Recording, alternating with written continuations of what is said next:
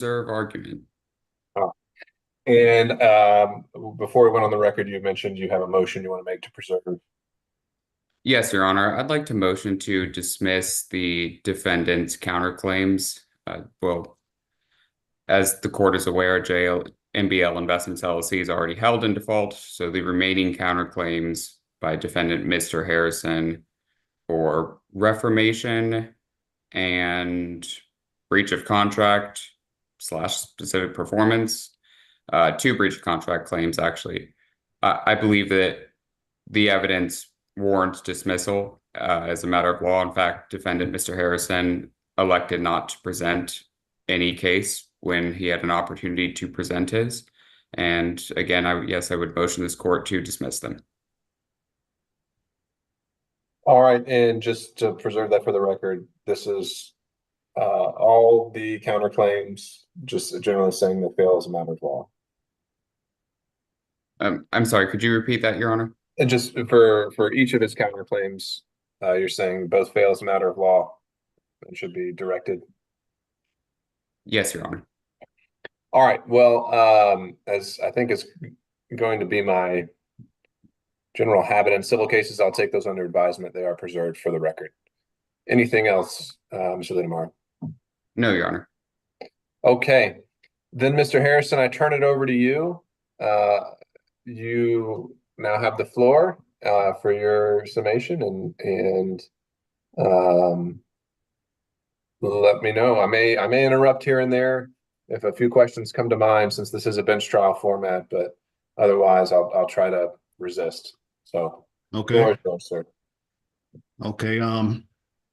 No matter how much the plaintiff has attempted to complicate this case by muddying the waters with baseless claims of conversion, this is a simple breach of contract case at its core. The evidence shows in late November and early December, plaintiff Marilyn Monique Harrison and defendant James Harrison began to divide property that belonged to the siblings' late parents. James testified that during the time he received some pictures and photos, and they divided the 4 family cars in half. Evidence shows that on December 5th, 2020, 2 vehicles were traded in for Marilyn's son to purchase a new car. Then on December 8th, 2020, plaintiff Marilyn Monique Harrison approached defendant James Harrison to buy his interest in a jointly owned property that was quitclaimed to the siblings from the deceased parents.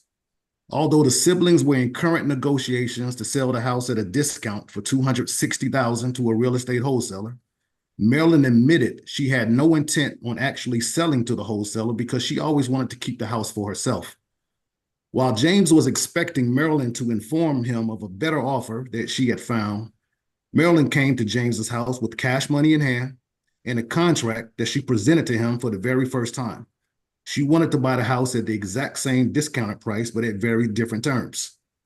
Testimony shows that Marilyn wanted to offer $23,000 as a down payment, cash, which she had in hand, her interest in an IRA inherited from the siblings' deceased mother that she was claiming to be a beneficiary to, plus a lump sum payment at the end.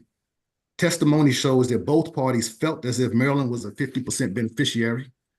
So after mutual negotiations going back and forth regarding the real property, the siblings came to an agreement that Marilyn would pay James $130,000 on or before September 17th, 2021. The money would be paid to James using a combination of $30,000 non-refundable deposit, relinquishment of Marilyn's share of an inherited IRA, which represented $43,250, which she claimed to have, 2 quarterly payments of $19,217, and 1 quarterly payment of $19,216. Contract also had a merger clause that this was the final understanding between the parties and supersedes any prior or contemporaneous understandings. James and Marilyn met to execute the agreement on December 17th, 2021.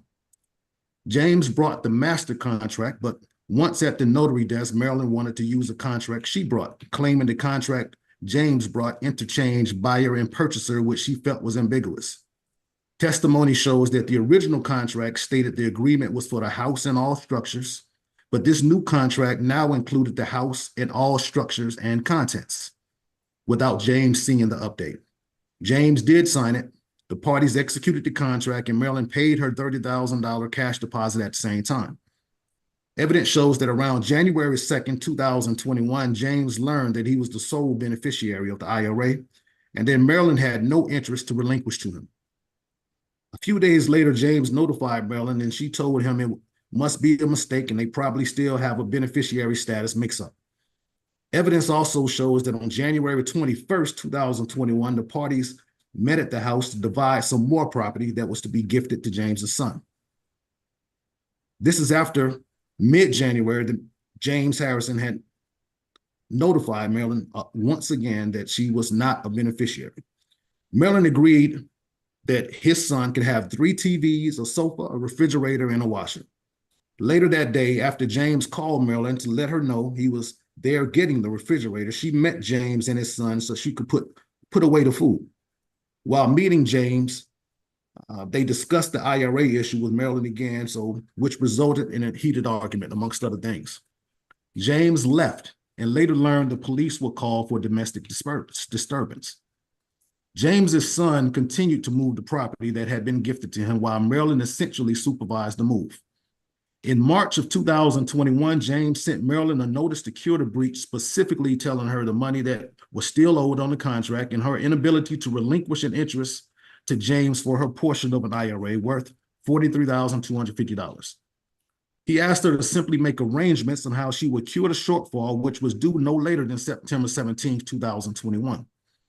Marilyn ignored his notice and on June 3rd, 2021, filed this current lawsuit for a complaint for declaratory judgment,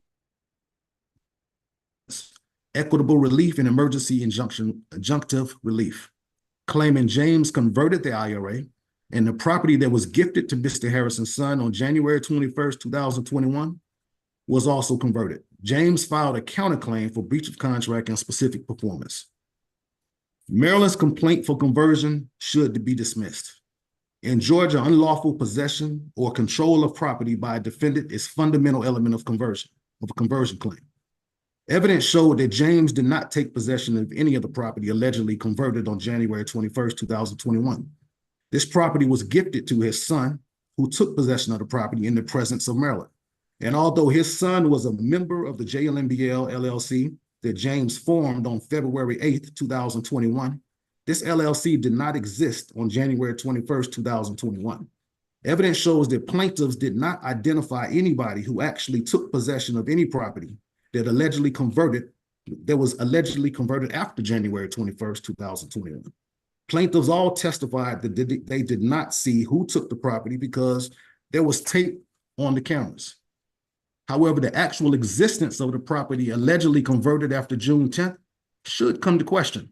Evidence shows that after James won a motion for summary judgment on June 1st, 2022, Marilyn and her family all moved out and never returned until February 2023.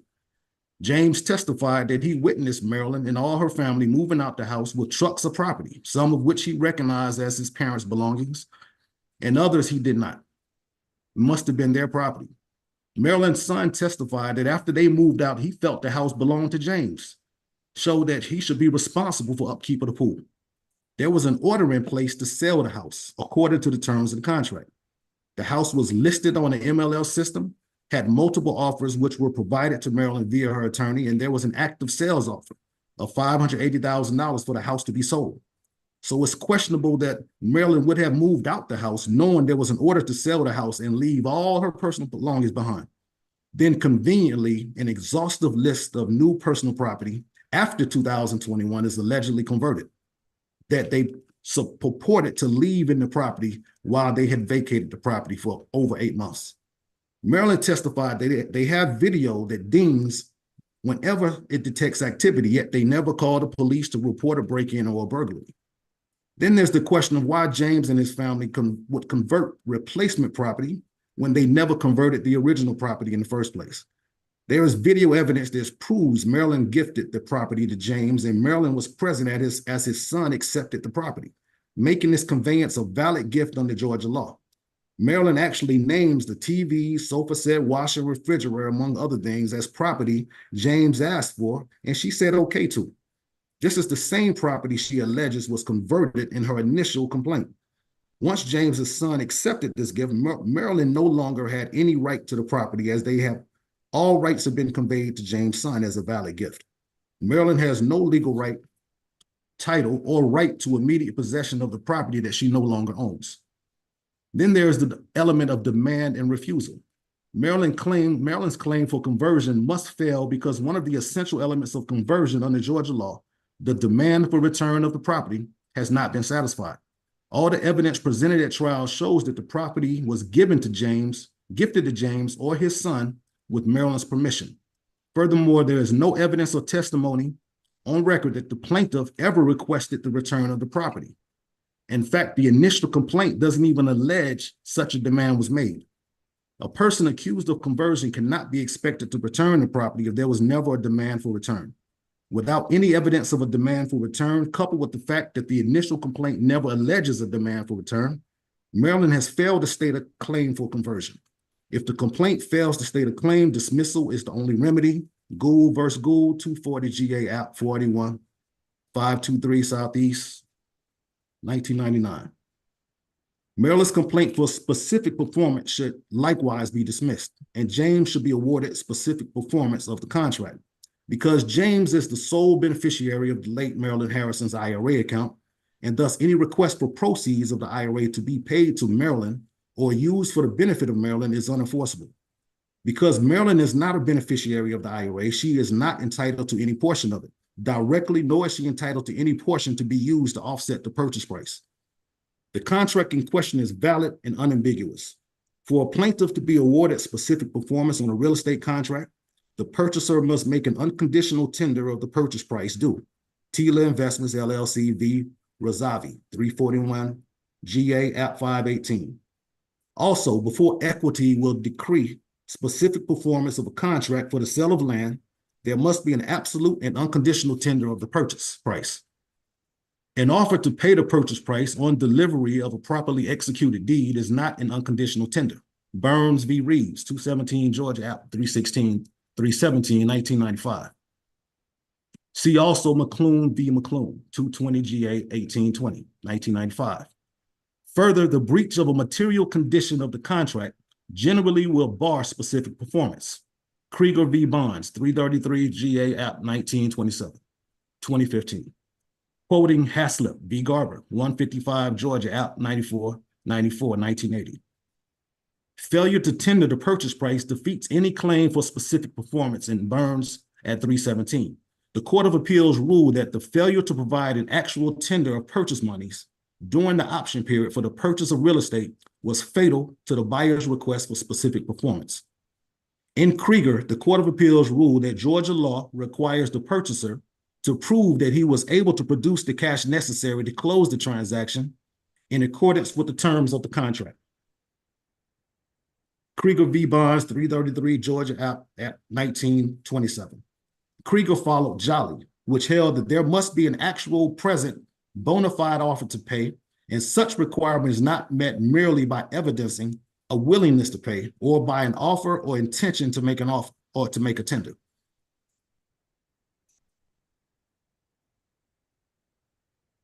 The purchase price in the case at hand was to be paid partly by the actual cash value from the purchaser's share of the single inherited Wells Fargo IRA that had an approximate value of $133,000, but was subject to increase in value up to $154,000 if annuity portion continues. This part of the contract contemplated that Marilyn was a 50% beneficiary of the late Marilyn's IRA, as she represented she was. Both James and Marilyn thought that Marilyn was a beneficiary of the IRA. However, evidence shows that Marilyn knew she was not a beneficiary of the IRA prior to execution of the contract. Marilyn testified that she actually spoke to Wells Fargo previously and was told they had given the whole IRA to James. So she knew she was not a beneficiary, but felt they had confused defendant James for the siblings' late father, James Harrison. But the evidence on record from Wells Fargo and James's testimony shows that all IRA paperwork refers to James as a non-spouse with defendant James's date of birth and social security number. Plus, evidence shows that both parties used the same account manager, so Wells Fargo was fully aware that the father, James, was already deceased. Nevertheless, Marilyn insisted that it was a mistake. However, Marilyn was never actually a beneficiary of the IRA, and accordingly, no portion of the value of the IRA was due to Marilyn. The IRA records on record with the court, produced and authenticated by Wells Fargo, provided by the plaintiff, established that James Harrison is the sole beneficiary. Despite Ms. Harrison's mistaken belief, she had no interest in the IRA, and therefore no portion of the IRA can be used to offset the purchase price as agreed upon in the contract. According to Georgia law, for failure to tender the purchase price as agreed upon in a contract for the sale of land, Marilyn Harrison is in breach of her duties under the contract, and thus specific performance is not available as a remedy. Accordingly, judgment should be granted in favor of James Harrison, as specific performance cannot be awarded in the face of the complaining party's breach. Now, James is entitled to judgment on his count 2 of his claim for breach of contract specific performance because Maryland defaulted under the terms of the contract by not paying the value of the IRA amount to James on or before the final payment due date of September 17, 2021. She could have cured her breach, but she failed to do so. The contract provides that this agreement shall be deemed paid in full once final full payment is made according to the stated terms no later than September 17, 2021. In relation to the default by Maryland, the contract provides if Marilyn Monique Harrison fails to perform any of the covenants of this contract, Marilyn Monique Harrison agrees to forego any and all remaining covenants and commit to immediately sell said co-owned property to a third party at the fair market value or agreed upon purchase price. Given that Marilyn Monique Harrison is entitled to no proceeds of the IRA and did not pay the cash value of this portion as a cure of the contract consideration on or before September 17, 2021, Marilyn Monique Harrison is in default of her payment obligations and thus in breach of the contract. Despite Marilyn's claims that James was aware he was the sole beneficiary when he signed the beneficiary claims form, and failed to inform her, clear evidence shows that Marilyn was actually aware that James was the sole beneficiary prior to the contract. OCGA 5162 states that mere concealment of a material fact, unless done in such a manner as to deceive and mislead, would not support an action. It is well settled in Georgia that equity will grant no relief in favor of one who buys land when he fails to exercise any diligence for his protection and asserts that he blindly relied on the representations of the seller as to matters of which he could have informed himself. Fingo v. McDonald Mortgage Realty Company, 166 GA 838. Also Browning v. Richardson, 181 GA 413, and Mims v. Cooper, 203 GA 421. The same is true in the purchase of a stock of merchandise and fixtures. Here, Marilyn not only could have informed herself, but did inform herself. But she chose to blindly rely on her own representations that it was a mistake. And evidence shows that even after James did notify her that he was the sole beneficiary, she continued to blindly rely on her own speculative assertions that it must be a mistake, that she was not a beneficiary and never attempted to obtain documents from Wells Fargo to verify her speculative theory. In fact, Ms. Harrison never subpoenaed Wells Fargo for any documents until after a motion for summary judgment was awarded on June 1st, 2022. She had no justifiable reliance on any representations that Mr. Harrison made, and in fact, her prior knowledge should be considered a waiver of her fraud claim. In fact, she testified that after James won for motion for summary judgment for breach of contract on June 1, 2022, and the judge had told her that she was wrong by assuming her interest had been paid, this is when she finally decided to pay the $42,350 that was due on or before September 17th, 2021. But she paid this money into the court registry without any order or agreement from James, making it inaccessible to James. So since James had no way to access the funds, the $42,350 could have been tendered into the court registry on or before September 17, 2021, which would have satisfied the contract according to the terms of the contract. If she did not want James to access the funds because she did not want to be got or feel extorted as she testified to, then this would have accomplished the same goal, but the payment would have been made on time, ensuring there was no breach of contract. This was a purposeful decision. She testified that she was not going to pay until she felt it was legitimate and would use the courts to do so. Despite the parties having a valid, unambiguous contract, Marilyn now alleges James knowingly contracted to gift her 50% interest in the IRA. But this argument simply fails for many reasons. First, OCGA 44-580 provides that a gift requires mutual intent. The donor must intend to give the gift, and the donee must accept this gift. There's no gift without mutual intent. Here, Marilyn has testified that she always thought it was a mistake that she was not listed as a beneficiary, and always felt she was a joint beneficiary. In fact, she still feels or has not conceded that Mr. Harrison is still the sole beneficiary. This implies that she never conceded, and she always felt that she was a joint beneficiary. If she never knew James was sole beneficiary or never felt James was the sole beneficiary, then she could have never accepted a 50% interest in an IRA that she did not know existed. Can't accept the gift that you don't know is there. Even while Wells Fargo told Marilyn she was not a beneficiary, and after James told Marilyn she was not a beneficiary, she refused to accept the fact. And on June 3rd, 2021, Marilyn filed this claim for conversion, alleging defendant had and have no lawful claim to any portion of the personal property contained in the property, the IRA, or other assets which Ms. Harrison was entitled to at the death of defendant Harrison and plaintiff Ms. Harrison's parents. She's always contended that she was a joint beneficiary. The initial complaint clearly alleges she has a right to ownership of the IRA at the time the siblings' parents died, which would be a beneficiary interest. Now that the motion for summary judgment order was reversed on appeal and Marilyn has had a second bite of the apple, Marilyn has abandoned her IRA conversion claim and now alleges James gifted her a half interest, which should be stopped.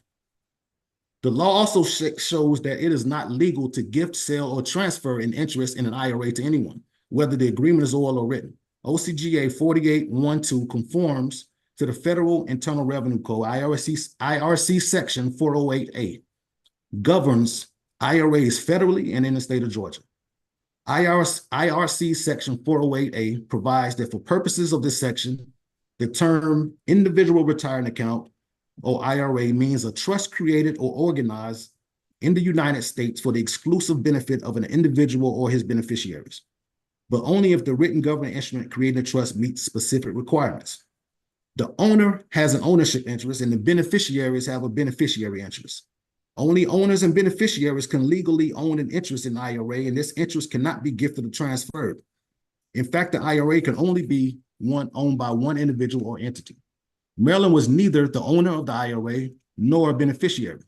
And since it's not legal to gift or transfer an interest in an IRA to someone else, plaintiff's arguments fail.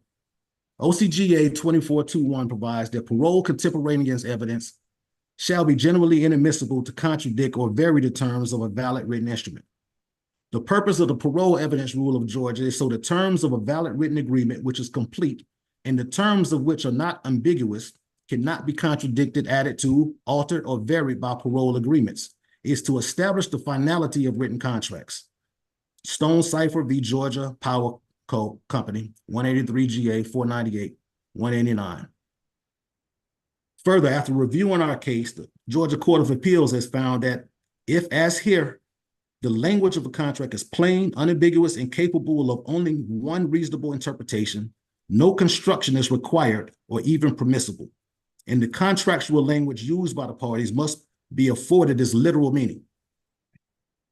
Where a conflict exists between oral and written representations, it has long been the law in Georgia that if the parties have reduced their agreement to writing, all oral representations made antecedent to execution of the written contract are merged into and extinguished by the contract and are not binding upon the parties. Further, in written contracts containing a merger clause, like our contract does, prior or contemporaneous representations that contradict the written contract could not be used to vary the terms of a valid written agreement purporting to contain the entire agreement of the parties, nor would the violation of any such alleged oral agreement amount to actionable fraud. First Data POS Incorporated, Willis, 273, Georgia, 792.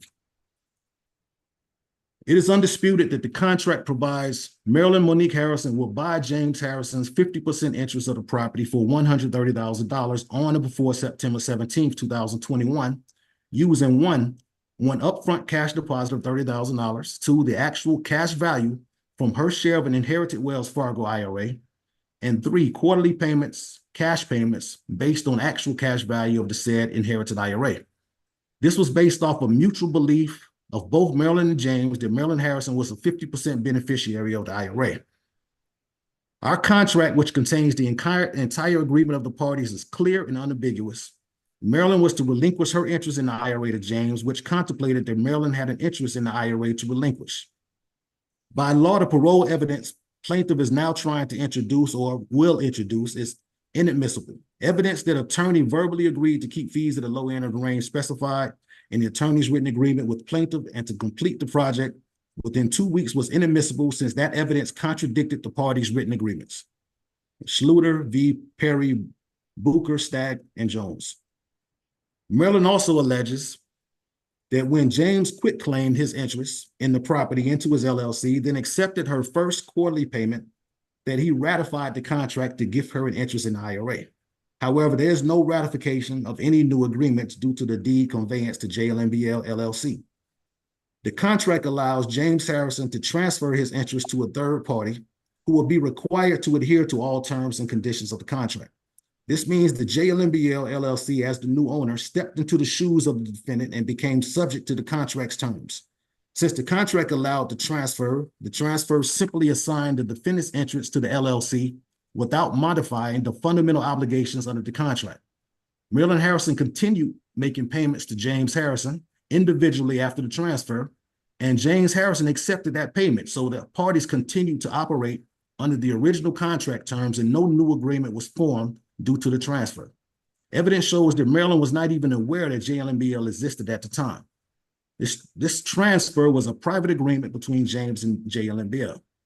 That transfer to JLMBL did not invalidate or materially alter Marilyn's obligations under the contract, and her failure to meet her contractual obligations still constitutes a material breach of the agreement. A new contract could not have been ratified, and Marilyn Harrison is liable for the original contract terms. Further, any modifications to a real estate contract is required to be in writing. Georgia statute of fraud requires that any contract for sale of lands or any interest in or concerning lands and any agreement that is not to be reformed within 1 year from the making thereof be reduced to writing and signed if it is to be binding. This also applies to contract modifications. OCGA 13-5-30, Brooks v. Gwinnett Community Bank, and the parties here have no written contract to modify the terms of the contract. Accordingly, James is entitled to specific performance of the contract to immediately sell the property according to the terms of the contract. Specific performance of a contract, if within the power of the party, will be decreed generally. Whenever the damage is recoverable at law, would not be an adequate compensation for non-performance. OCGA 23-130.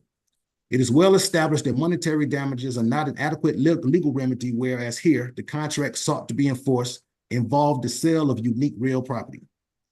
See Black v. American Vending Company, Hampton Island LLC versus Huap.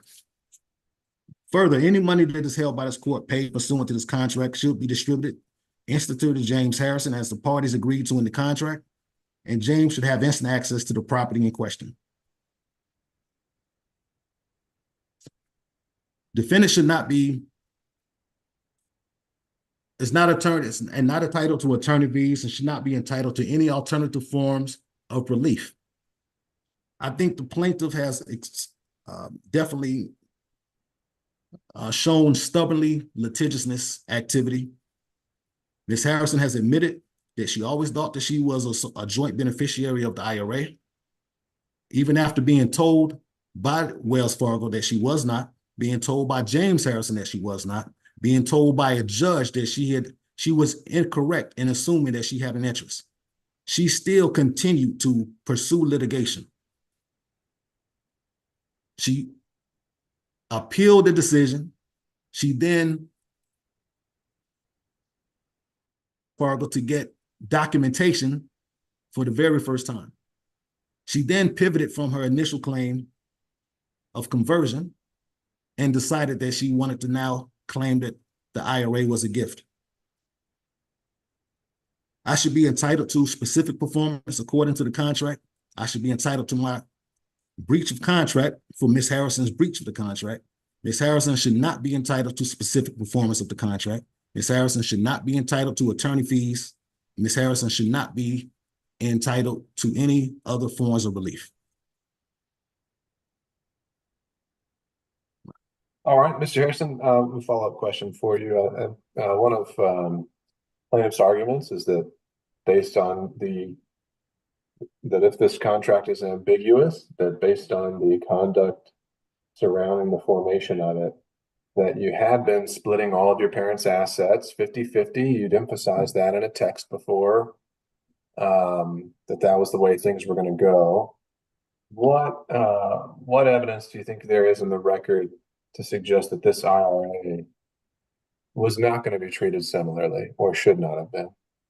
I mean, well, it should not have been because we never discussed any IRAs. We never discussed, and we talked about that I also contacted insurance companies, and those designations of how they was divided was determined by the actual institution.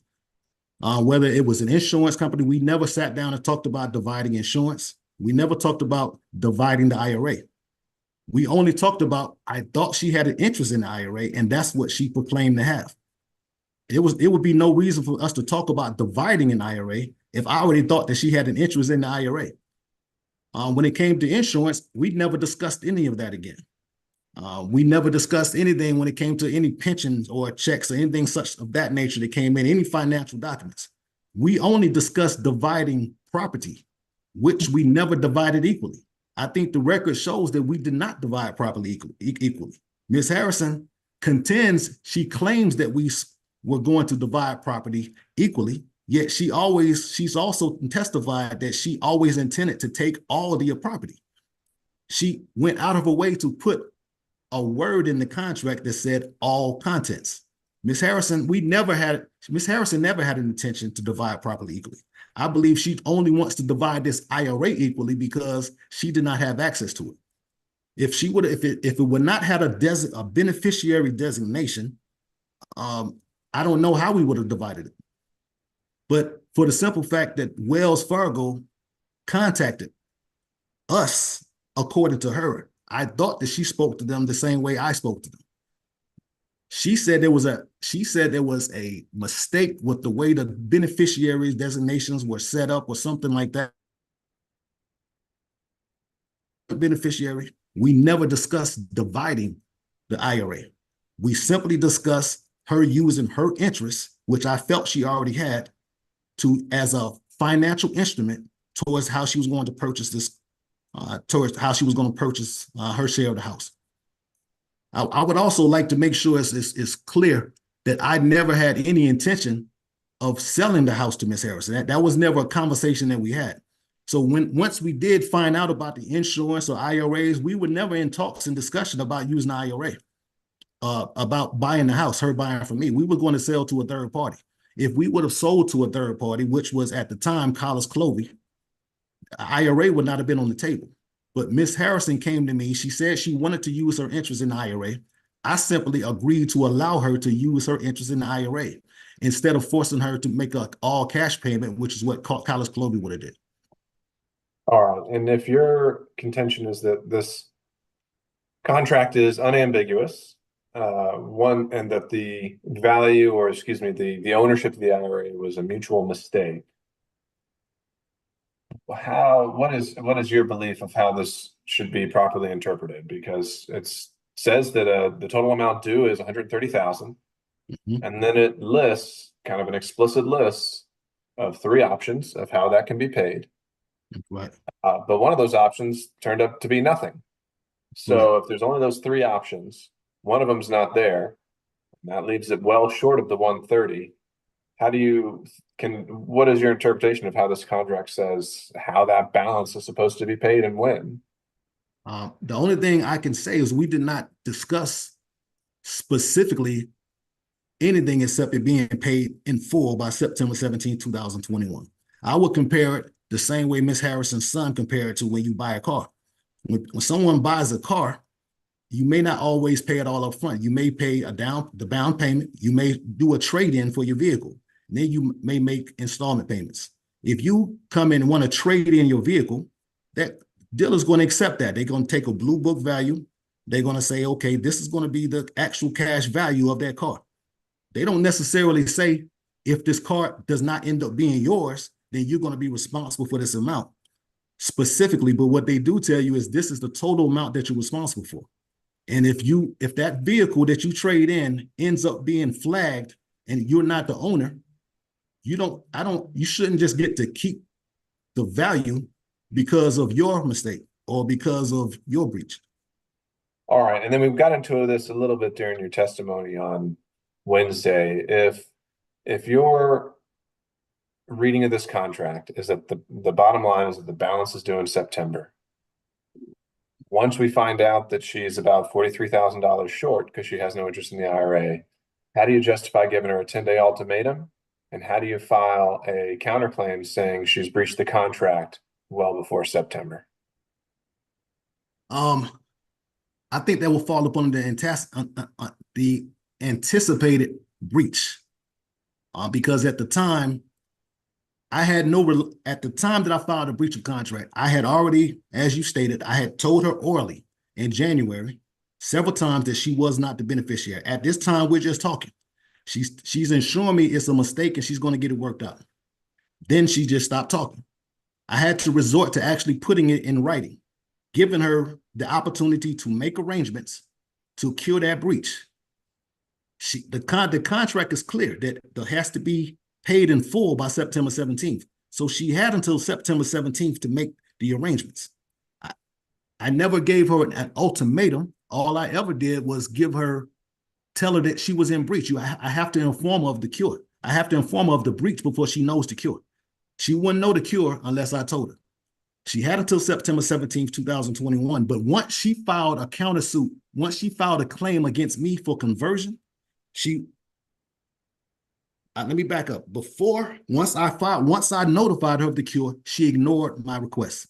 I notified her the second time. She ignored my request. There's no reason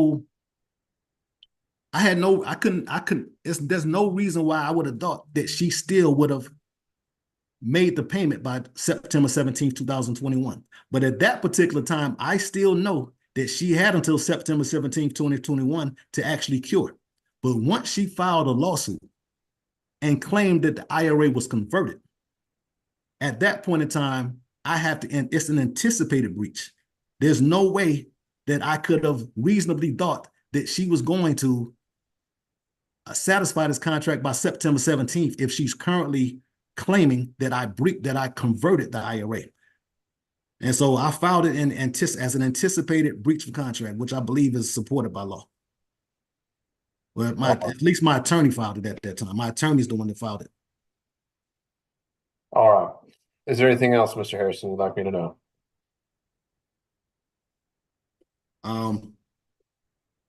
I entered into this contract in good faith. Like I stated, I had no idea my sister even wanted to buy the house. She testified we were talking about selling to College Clovey.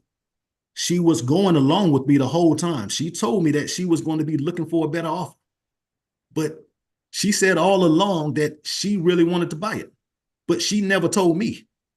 So at the time that I found out about the IRA, whatever's going on with the IRA is not in conjunction with my sister. I mean, I haven't received anything. I hadn't gotten any money from them. It's not like as she specified, we're not close. So it's not like I sit back and all I ever did was keep her update on everything along the way. If I heard anything, I would send her a message. If I got any mail, I would send her a message. So when we started talking about selling the house, I thought we was on the same page of selling the house and we were going to split the proceeds. So when she came to me, I had no idea that she was supposed to be coming to me with a better offer. She said she did not feel the $260,000 was a good enough offer. I definitely know that the house was worth more than $260,000, but I know the house had issues. This was a cash offer. We would have both walked away with $130,000. That's all I kept pushing for. Text messages would show that even when she continually was stalling, I kept telling her, Monique, you don't have to make this commitment. We can still sell to Clovey. But when she came to me and she had cash in hand, I didn't just jump at the opportunity to say, okay. She specified to me that she really wanted to do it. And I saw that she really wanted to get it. So I said, okay, there was no reason. I knew at the time that we could have partition the house, is which I told her that's definitely, we don't have to stay on the deed together because I wanted to come off the deed. We didn't have to stay on the deed together because I know there was a partition. But if we would have sold to Clovey, I would have walked away with $130,000 cash the next day. She came to me with the exact same offer, but it was at very different terms. There would have been no reason for me to try to trick my sister into signing a contract that I didn't even approach her for.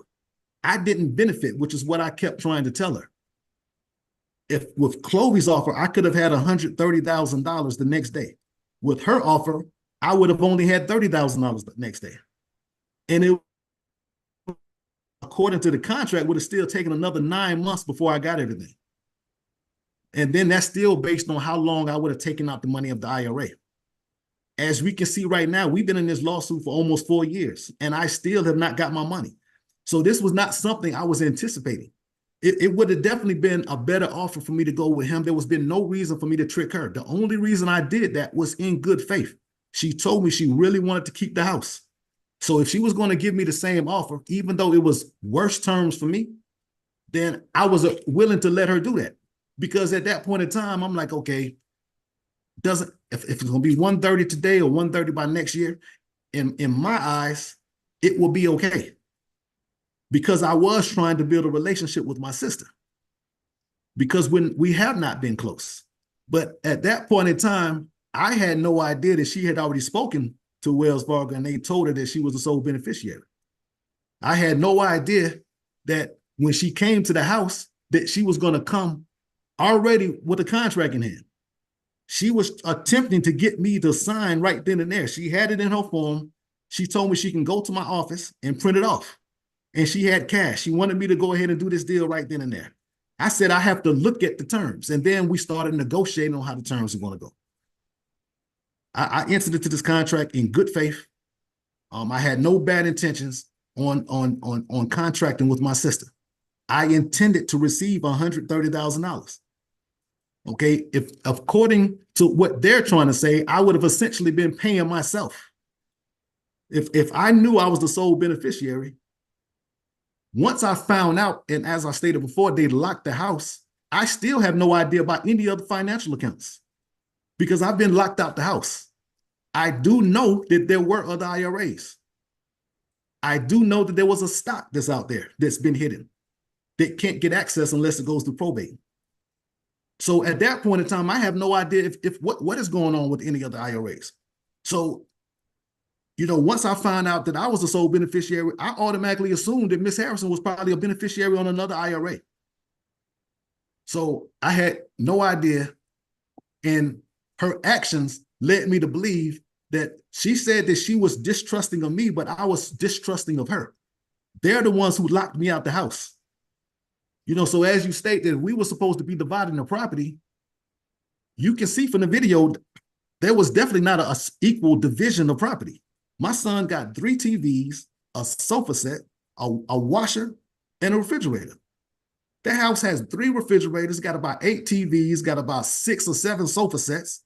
We did not divide. So when I stated that we were going to divide stuff, I thought we were going to divide stuff, but we never got around to it.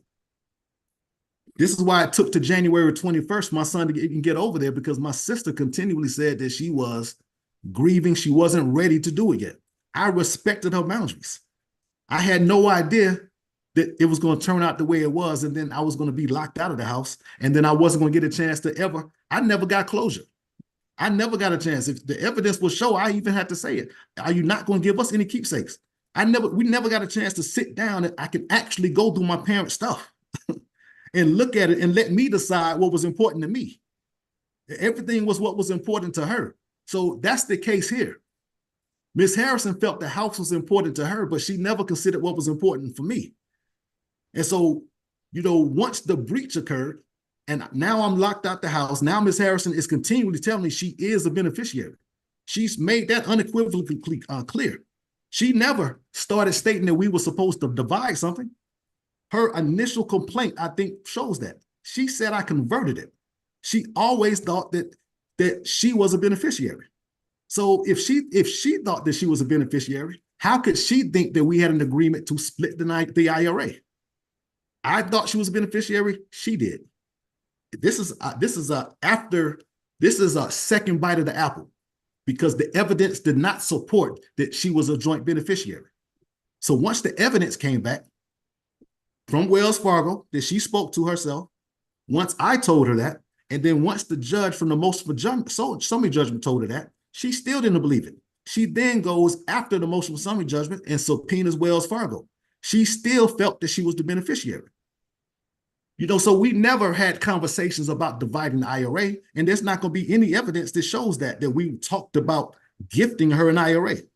The only thing we ever talked about was dividing the personal property, because that's the stuff that was just sitting around. That's the stuff. I don't live in my parents' house. I don't even go there that often. And once my parents died, I rarely went over there. But there was stuff that was sentimental to me that I wanted to split, but I just wasn't going to go over there and take it without doing it with her. Everything I did was in good faith. All right. Thank you, Mr. Harrison. All right, Ms. Liedermeyer, are you ready? Yes, Your Honor. Floor is yours. Well, Your Honor, as you are aware, we're here on a dispute over property, breach of contract. Of course, there are other claims which I'll get into, but as an initial matter, we believe that there are a variety of mechanisms that are allowing you to enforce this contract and award damages for the defendant's actions. And again, unfortunately, we're here. It not only just because we're here as a breach of contract, but that this is a family dispute. And it's very sad that a family dispute could have turned into such a contentious lawsuits. I would say lawsuit, but as you are aware, there were numerous. This is all fueled by fraud and greed. And I believe the evidence shows that Mr. Harrison, those were his only motives. I do just want to touch on some of the facts and testimony that came out over the last couple of days that we believe support a finding in favor of the plaintiff and those various mechanisms to enforce.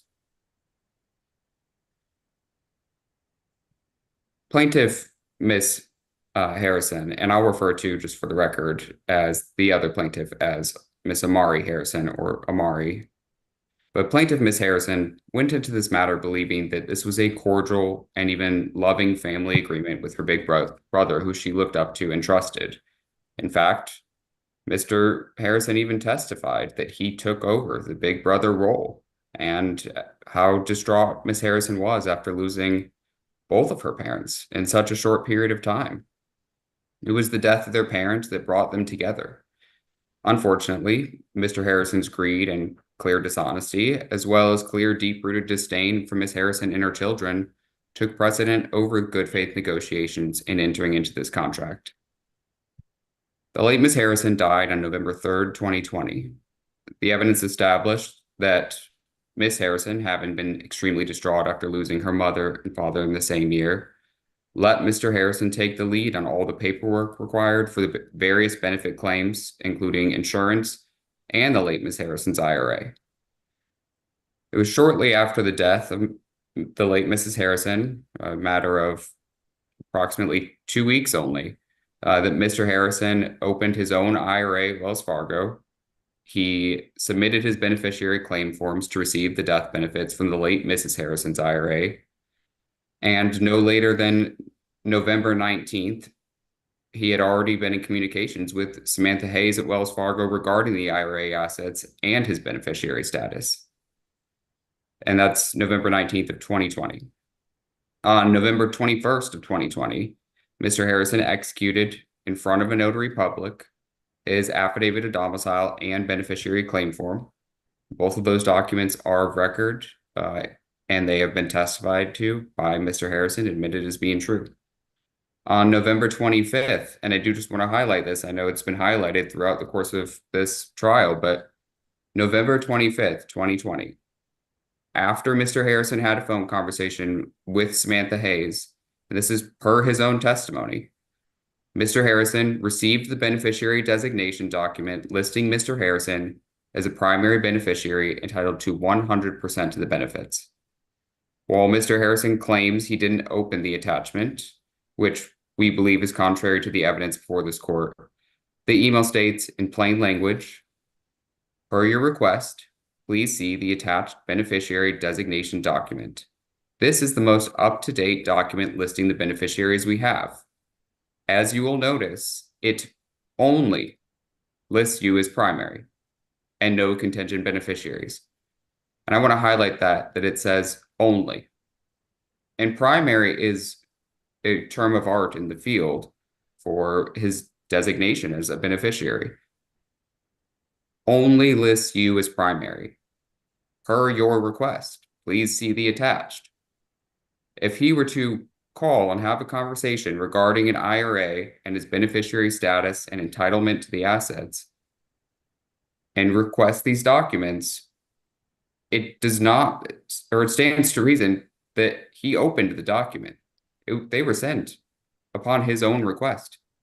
So Mr. Liedemeier, I'll, if I grant you that that's powerful evidence, the kind of question I keep coming to is, what do you do with it? Because, your fraud is not a specific claim brought here. I know it's part of your theory of the case, but if the idea here is that you believe the evidence shows that Mr. Harrison, at the time he made the contract, knew in fact that he was the 100% owner, but then at the same time you're saying, and then he executed this contract to make a gift of half of it without explicitly saying so in the terms of the contract and without explicitly talking to her about it. We have no other evidence around the time of the contract making that they had this discussion.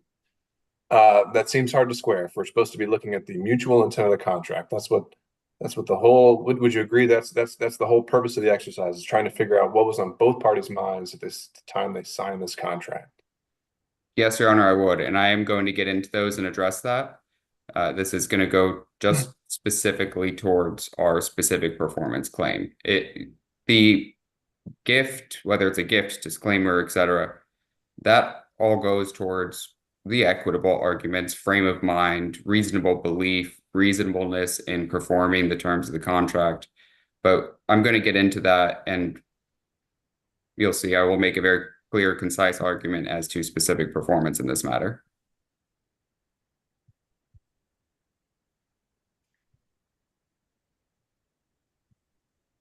So we were at November 25th, 2020.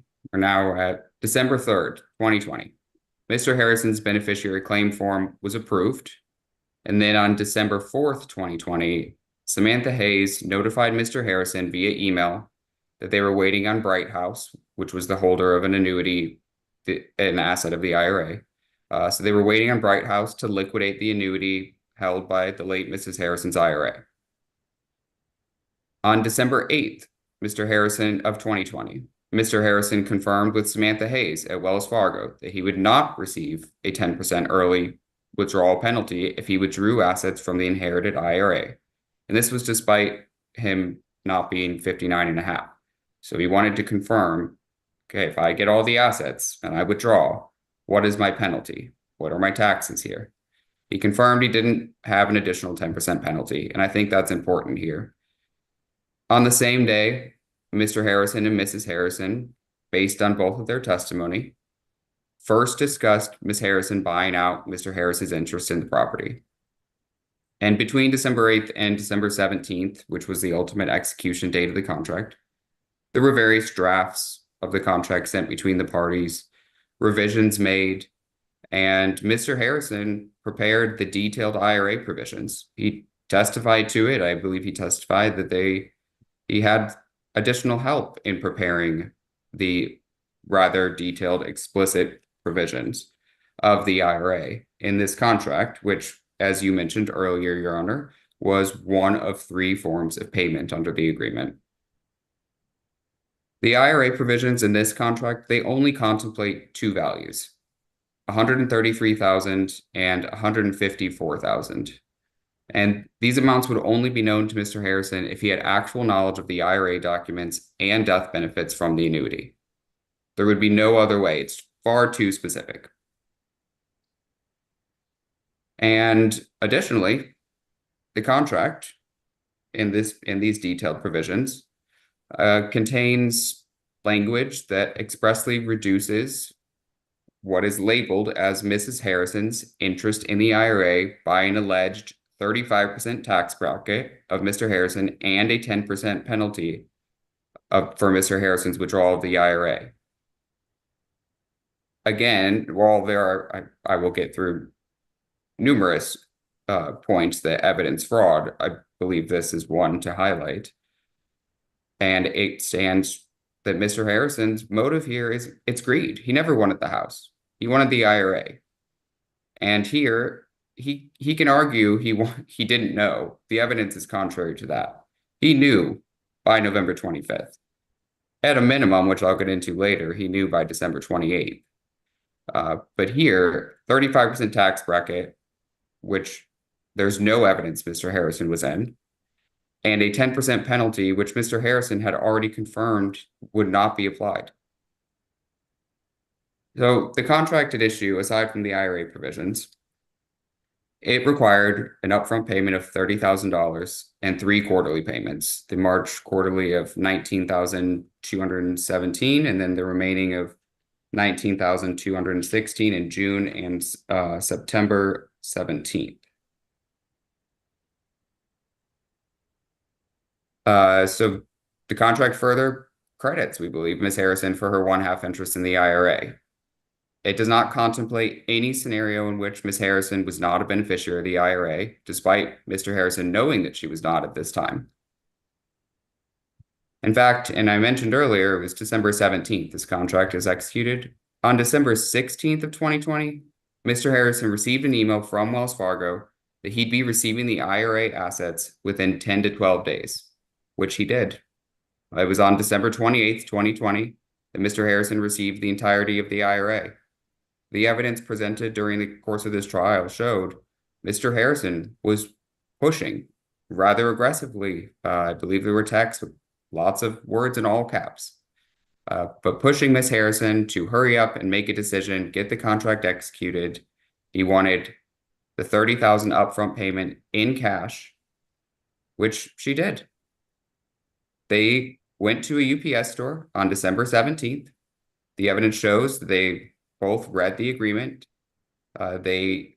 Harrison and Mrs. Harrison executed the agreement, and which again contained all the contents of the property. Mr. Harrison testified to that fact, actually testified that a valid binding contract, and it contained the contents, and that there was nothing he could do about it now. That was his testimony in court.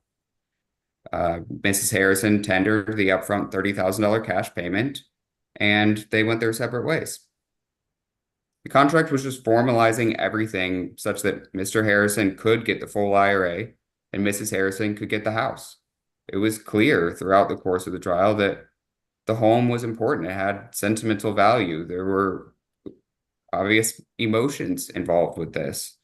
And again, this is only a month after the death of her mother. And the death of her father was February of the same year. So wanting the contents of the home when the parents you were so close with and the home that your children had lived in since they were kids makes absolute sense. Here there is evidence, there's testimony that Mr. Harrison had, and Mrs. Harrison, but Mr. Harrison specifically was taking control of documents. Yes, Mr. Harrison would just bring them over and say, I have something for you to sign. We don't know exactly what he was making her sign, but I don't believe that that's at issue in this trial right now.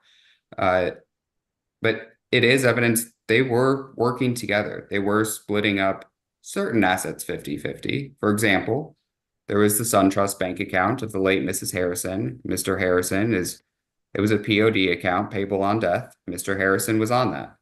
He gave Mrs. Harrison half of it. He had no reason to. She wasn't on that account, but he did so. There's text evidence that he says, as usual, I'll take care of it and you will get your 1/2 because you're my only sibling. So we're not sure what happened with this IRA designation, but we do know for a fact that Mr. Harrison was a sole beneficiary. We also know that he knew he was. He knew he was on November 25th at the latest, most likely earlier, and he confirmed receipt of the IRA on December 28th of 2020 with Wells Fargo. It was in his own bank account. He said nothing. Mr. Harrison knew about this and is using this as an attempt to line his own pockets. He went from ensuring his baby sister that everything would be 50-50, wanting to take it all. Everything would be 50-50, and then now he's wanting just to take it all. In doing so, he has defrauded Mrs. Harrison. He defrauded her into entering the contract that he put together in a manner that effectively set her up so he could later place her in default. It shows that he continuously sought to harm Miss Harrison and her family. Without the contract, Mr. Harrison would have been unable to force the sale of the property without legal action. However, I know Mr. Harrison has said he knew he could have partitioned it. That is actually legally incorrect. They are joint tenants with right of survivorship. There are ways. It complicates matters, but no, he could not just file a partition action. As a matter of law, he's unable to do a partition as a joint tenant with right of survivorship. So what he did was he put in the IRA provisions. He made sure to put in that if she defaulted, that he had the right to immediately sell the property. He knew about this the whole time. This is a pattern of fraud. And I believe, given the clear and evidence of fraud and nefarious activity on the part of Mr. Harrison, that he most likely wanted to avoid legal action if he did take one to try and sell the property, because it might open up an inquiry into the assets of the deceased parents in their entirety. And documents were signed, we're not sure what they are. There's evidence of a history of fraud. There's actually a court order finding that Mr. Harrison has a history of filing false pleadings. So I object, Your Honor. I object. he cannot object in closing arguments. Well, he can object, but if the basis for objection is simply it misstates the evidence, I'll note it, and I'll remember the evidence as that is presented, Mr. Harrison. So you can object. I note it. We'll continue. So the documents clearly show he knew no later than November 25th, 2020. And I understand he claims he's just the primary, but the documents attached to the email, which he responded to, it clearly shows he's entitled to 100% of the benefits, and is clearly established in both testimony and documentary evidence before the court, which we believe speaks for itself. The email started off by saying, per your request. All right, we've covered this a good bit, Mr. Ledermeyer. Let's stay focused.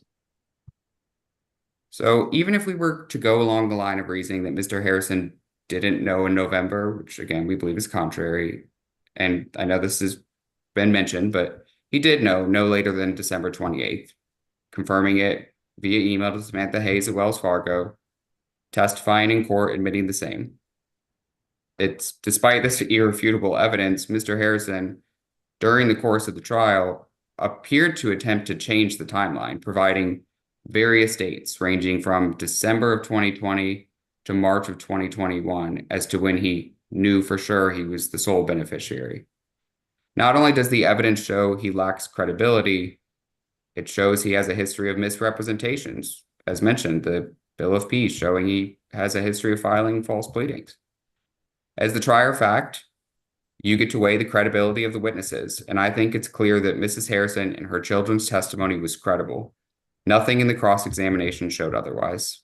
On the contrary, Mr. Harrison's testimony was inconsistent, vague, and it intended to manipulate or misrepresent the facts to the court. So after he received the full benefits of the IRA, Mr. Harrison, as he mentioned in his statement, and his children removed property from personal property from the property at issue in this litigation. This is in January of 2021. There was police footage shown. I believe we saw Mrs. Harrison in tears.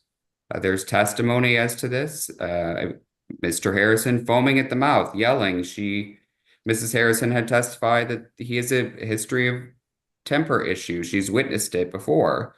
And yes, she did not stop anybody, but there was testimony that it was Michael Harrison, Mr. Harrison's son, and two other movers, and then it was just Miss Harrison. Her kids were worried. They could see this on the security camera, and they called the police. And I believe they did that rightfully. The contract includes the contents. The contract had already been executed. Whether Mr. Harrison claims he took that individually or he directed his son to do it, if he's facilitating the conversion, he's liable for conversion. Unless she waived it and there's a modification through her course of conduct, right? That'd be correct, but the testimony shows she didn't waive it. She didn't intervene for fear of safety, but that is not a waiver saying you can keep it. And then there were text evidence demanding the items back and specifically mentioning Miss Amari Harrison's Beats pill, the speaker. But the testimony was consistent that they did demand it back. She did not say you can have it. The only thing that they were meeting at the property to get was, I believe it was purses and some hats for some of the aunts, not a refrigerator full of her daughter's food, and her daughter lived there. It's completely contrary to the testimony and the evidence before this court to say that that property was removed by agreement. Despite this contentious and aggressive incident in January 2021, Ms. Harrison continued to try and maintain a sibling relationship with Mr. Harrison, and she continued to comply with the terms of the contract. It was per Mr. Harrison's own testimony, he knew he was the sole beneficiary of the IRA prior to the incident of conversion. And he also testified that despite this knowledge, he did not inform Ms. Harrison and did not demand the cash equivalent of the half interest of the IRA. Objection. All right, noted. Mr. Ledbetter. In February of 2021, Mr. Harrison formed JLMBL Investments LLC. He failed to inform Ms. Harrison that he had formed it and conveyed his interest to the LLC. The entity's members were himself, his wife, and his son. And we believe the evidence supports finding that Mr. Harrison formed the LLC with his wife and son as members in an attempt to shield himself, his wife, and his son from potential liability. Again, after he received the entirety of the funds from the IRA, he accepted Mrs. Harrison's March 17th, 2021 quarterly payment, thanking her for the same. Whether or not he accepted it as principal, which has been admitted as JLMBL is in default of JLMBL, or individually, he accepted it. He sent her a text thanking her after it was deposited. And then at the same time, he notified her via text that she was in default and needed to pay him the cash value of the IRA contemplated in this contract within 10 days. Ms. Harrison testified, and the evidence shows she objected. She denied the allegation that she was not a beneficiary. She believed that it did not matter if it was a legal document or not, a beneficiary designation. She was to receive a benefit from the IRA. That is her understanding. That is what the evidence shows, the testimony shows. A gift from her brother. Regardless, she thought she was a beneficiary of a value of the IRA. And this is, again, now in April of 2021, Mr. Harrison individually retained an attorney to send Ms. Harrison a demand letter for the cash value of the IRA. It's contemplated in this contract. And in response, Ms. Harrison retained counsel. I believe, in fact, our fees that were presented in our claim for attorney's fees started a week after the letter. And that is her response. She retained counsel. She filed the present lawsuit in June of 21, seeking to specifically perform the contract, seeking damages for trespass and conversion, and sought a declaration that she was entitled to exclusive possession, well, her and Miss Amari Harrison, exclusive possession of the property and all personal property contained therein, as she had already made a payment under the installment contract, which, as a matter of law and installment contracts, that vested her with a 100% equitable interest in this property. She had a 50% undivided interest, but after this payment, she had 100% equitable interest. The only residents that were entitled to be there were Mr. Miles Carter and Miss Amari Harrison. So you alluded to that during the evidence. I referred me to your motion for summary judgment. I didn't see that in there. What's your citation or reference there to say that in an installment contract, just as a matter of default, kind of black letter law, the buyer has the immediate and sole right of possession until the title passes? Yes, give me 1 second.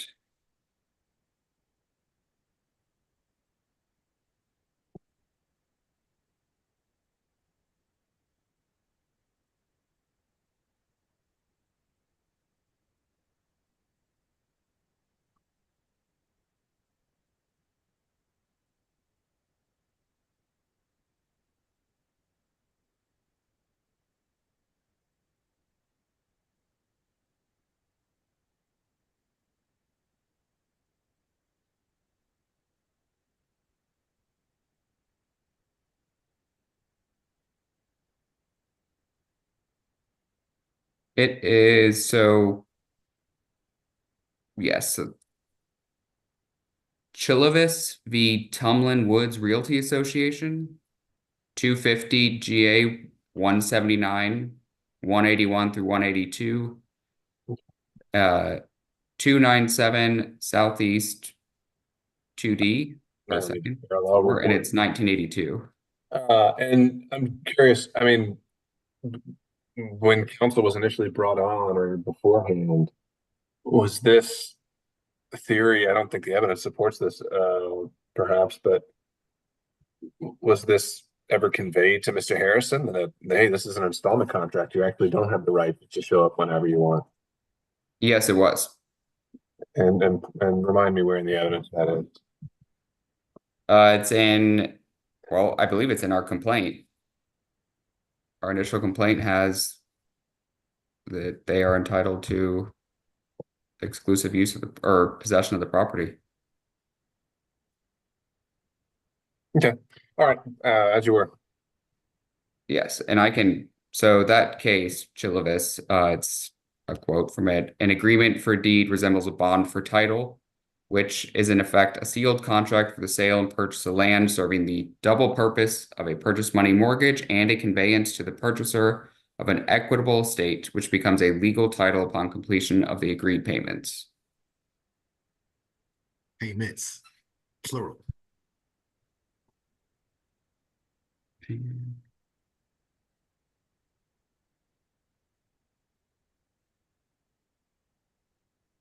All right, and in connection with our lawsuit, plaintiffs filed a TRO, which both JLMBL and Mr. Harrison consented to. Mr. Harrison and JLMBL further consented to Ms. Harrison paying the June and September 17th installment payments into the registry of the court. At no time did JLMBL or Mr. Harrison ever demand or motion the court for Ms. Harrison to tender the cash value of the IRA into the registry of the court. Mr. Harrison had made the March and April demands, and then at the time the TRO was filed requiring payment into the registry, Mr. Harrison, through counsel, had every opportunity to require that that amount be tendered, as that amount was in dispute in the contract. The contract terms, according to Mr. Harrison, would require payment by September 17th. This lawsuit is filed September 17th. We believe that the requirement for tender was waived, which I'll get into shortly, as Mr. Harrison very clearly was motivated solely by greed and harm to Mrs. Harrison. A demand for payment in 10 days in March when it's up in September, and the contract doesn't contemplate it. There is no payment schedule for an IRA. Yes, it says September. I believe that the evidence shows that the September date, since Mr. Harrison knew prior to entering into this contract that she wasn't, I believe that date would be for it's the final installment payment date. That's it. It's just an installment payment deadline, which was paid. The IRA portion is not contemplated here. And then in December of 2021, this is after the lawsuit's been filed, that this was when Miss Amari Harrison and Miss Harrison first learned that Mr. Harrison took the late Mrs. Harrison's death certificate to the DMV, motor vehicle registration, claimed he was executor of the estate, and Objection. changed the title of Amari's Nissan into his individual name, despite knowing that the late Miss Harrison bought the vehicle and gifted it to Amari prior to her death. Again, another instance of fraud. And then in June of 2022, when the order on the motion for summary judgment came out, Mr. Harrison immediately lists the property for sale. He enters into a listing agreement with only a 1/2 interest. Both owners weren't even on it. He lists the property for sale. He moves his son into the property. The cameras get taped over, so there can be no monitoring. I mean, And you then have in to say Feb, the speed with which he does that doesn't show any ill intent. If the order, the summary judgment order says this shall be done in 30 days, right? yes, but he knew we had appeal or were appealing. We had filed an immediate certificate of immediate review, and then we filed our appeal as well. But perhaps that notice of appeal wasn't, took a while to get on the docket. I don't know. I'm just going to see. He was Just served saying. individually with it, personally served. Objection. Sorry, Your Honor, what was that? I don't know if that the timeline of whether that happened before or after, but all right. It was July I 8th. understand your point. July It was also continuously listed after the appeal is pending. Yeah, Mr. Harrison actually, I believe, just noted right now, it was in July. The appeal was already filed. So You filed the appeal on July 8th. That's the date you filed the appeal. and moving his son into the property remains listed, refused to take it down, even though the appeal is pending. At some point at the end of 2022, I believe, or possibly in January of 23, Mr. Harrison filed for bankruptcy, did not notify, or him and his wife, I believe, later modified to just him, but did not notify the court of this. This required numerous communications with his counsel at the time, further expanding the fees and the course of this litigation. It was ultimately dismissed. In February of 2023, the Bill of Peace is entered. And when Miss Harrison and her children returned to the property, they testified nearly all personal property that had been contained was removed. They testified that they removed their personal items, not all of their personal items, as some were still there and are on the damages list that was provided to this court. It's broken out between personal items and then items that were in the home that were covered under the contract as contents. So all of that was gone. Almost all of it's gone. We're not seeking damages for anything that's in possession of my clients. These damages are for items that were removed. Mr. Harrison admitted to removing items from the property, his son removing items from the property. They were the only ones at this point, between June of 2022 and February of 2023, the only ones with access to the property. The cameras were taped over. That is a clear conclusion as to who would be liable. JLMBL's liability is already admitted. We're seeking joint and several liability. JLMBL and Mr. Harrison, I would see as one and the same. It's bouncing back between them when it's convenient. He deeded it to JLMBL in February of 2021. Once the order on the motion for summary judgment, which he repeatedly states he won, is overturned on all counts, he conveys it back to himself instead of just filing the MSJ on behalf of JLMBL. He's bouncing around. This is a fake entity. I would say it's a nullity. It's a perfect example of why piercing the corporate veil law exists. Mr. Harrison presented evidence, and Miss Harrison and Miss Amari Harrison and Mr. Miles Carter, they presented evidence, testified as to the accuracy regarding all of the missing items. The estimated values, which again, some of these, especially the lithographs, are difficult as they are limited edition numbered items. So yes, the sites used are known for auctioning off art, specifically invaluable was, but to verify which number, etc., is near impossible. There's also items on there that don't contain dollar amount values next to them. And that's because there's intangible value, personal items, all of the family photos, which again is sad in a sibling dispute. Both of your parents are dead, and you go and take all of the family photos and refuse to give even copies of them to date. What is the actual amount you're asking for on your conversion claim? I haven't heard that yet. It is $69,994. And then we would also have asked for additional damages for intangible values here. And we believe punitive damages in this case are absolutely warranted. Damages total with attorney's fees amounts to $221,672.84. And on the conversion claim, is that just everything that's added up in its entirety on Plaintiff's Exhibit 13? Yes, it is, Your Honor. That includes that Nissan? Let me double check.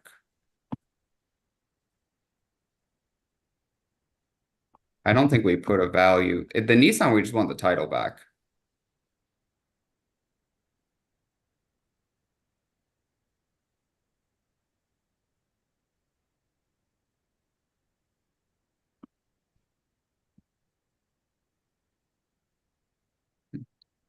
And you claim you're entitled to the title solely because it was in the garage at the time the contract was executed that indicated all contents therein. Well, not only that, it was a gift to Miss Amari Harrison by the late Miss Harrison prior to her death. It was the second car she had bought her. Maybe so, but if that's not specifically pled in the complaint, that seems like we're adding that on. I Well, it's don't. pled as conversion of property. This was property. It was Miss Amari Harrison's property. Was that actually identified as the property converted in the complaint? That seems like something that we're adding on here after the fact. Well, this is, I mean, it's a notice pleading state. It's not, we don't specify all of these items either because it wasn't until later. We didn't find out until December of 2021 that he had changed over the title to the car.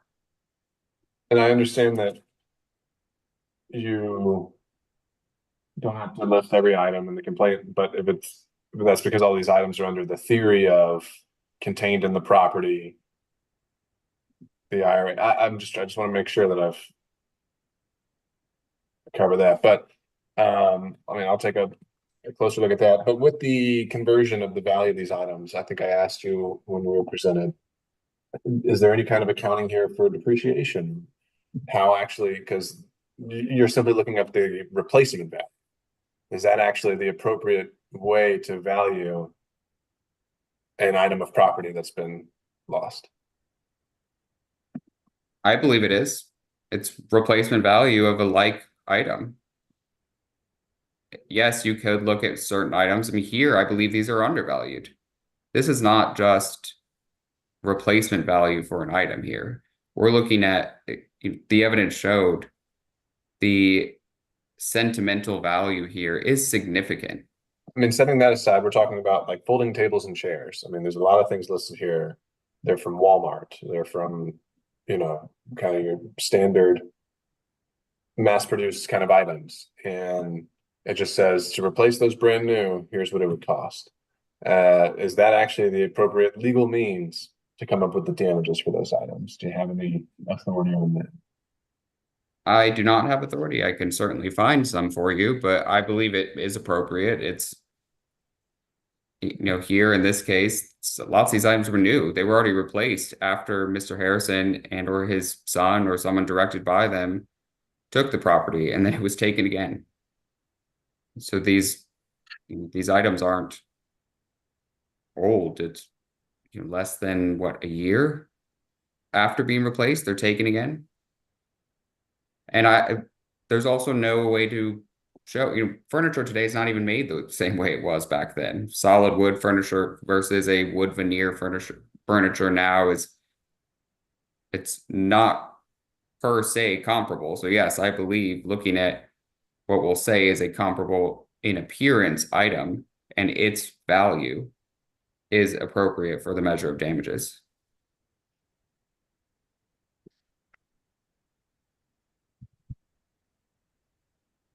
All right.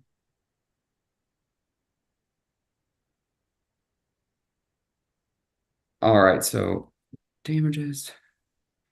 I want to start off here now. We've done a brief background, obviously, of the facts, the evidence here, but you asked in the beginning. I'll just jump in here. I'm just trying to pull the pattern instructions, and I'll just note the damages to personal property. According to the pattern instructions, the amount that may be recovered is the difference between the fair market value of the damaged property immediately before the injury and the fair market value of the damaged property just after the damage, if any, was inflicted. And I would imagine there's a similar thing for conversion.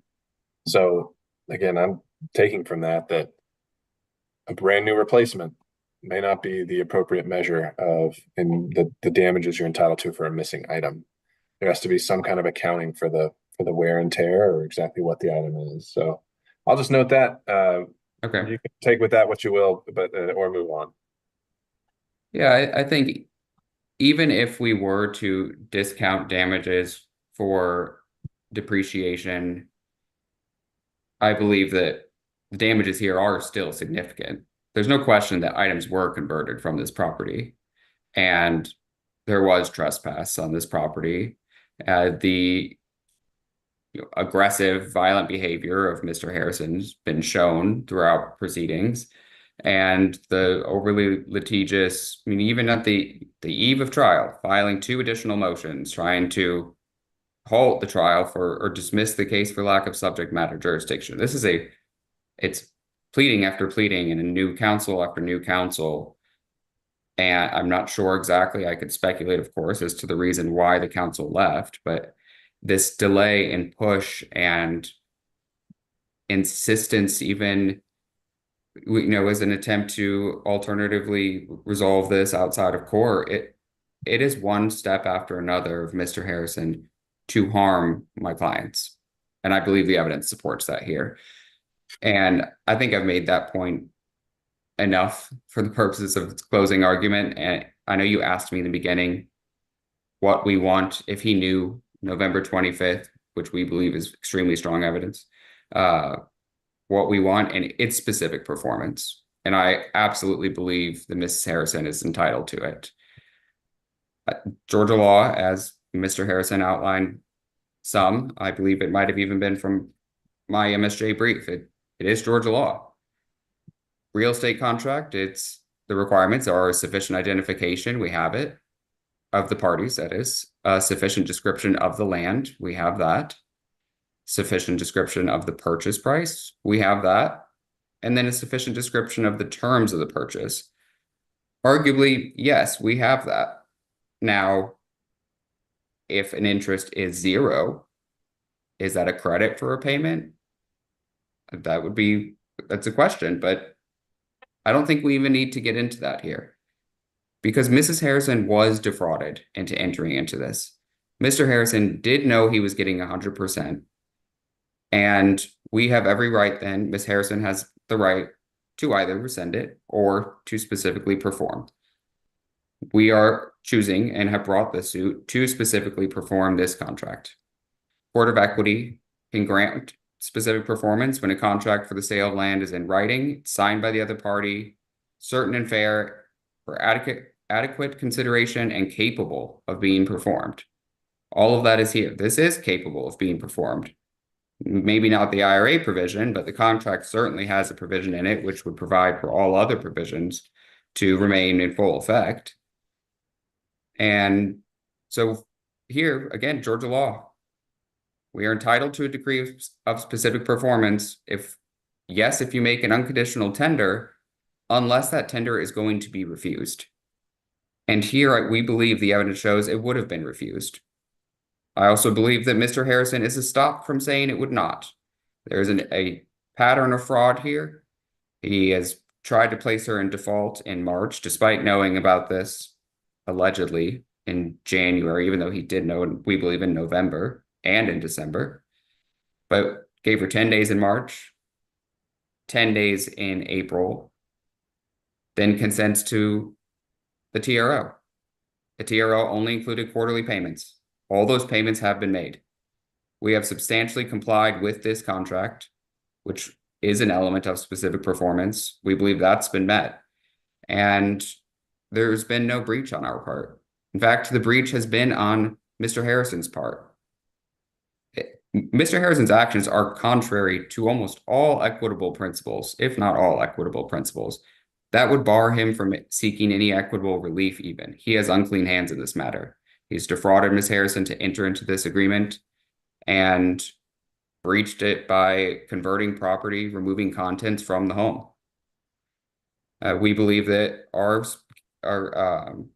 count for specific performance show that there is undisputed evidence that it should be granted, that this contract's binding, it's enforceable. As Mr. Harrison stated earlier, and the registry of the court reflects, we did, out of an abundance of caution, despite, questioning or challenging whether or not the IRA was a gift, which I'll get into in a little bit, but here we believe that at a minimum, we are entitled, and this is what we believe, worst case scenario is Ms. Harrison is entitled to specifically perform this contract. And Mr. Harrison would be entitled to the money that's in the registry of the court. However, the money that's in the registry of the court, which I believe is roughly $83,000, any entitlement of Mr. Harrison is offset by the damages. Now, our claims for attorney's fees, we believe, are absolutely warranted in this case. There are numerous tortious acts, trespass, several instances of fraud that would warrant these attorney's fees. And the conversion claims, even if we were to discount the conversion claims, Ms. Harrison getting the property and the money in the registry of the court still doesn't cover everything that we believe she's entitled to. But that's what we believe she should be entitled to at a minimum. The home, that's, we think, is a given here. It's irrefutable that she has complied with what she believed at that time reasonably was the terms. She was not in default at the time of filing the lawsuit. The IRA cash value was in dispute throughout the course of this litigation, even up through this week. And Mr. Harrison never asked her to tender. He asked her to tender previously when there was no default or requirement to tender. Yet when they had the opportunity and were in litigation, he chose to file counterclaims stating she was already in breach and never motioned this court to tender the funds. He's waived the tender requirement, but even still, before this trial is over, all that money is sitting there.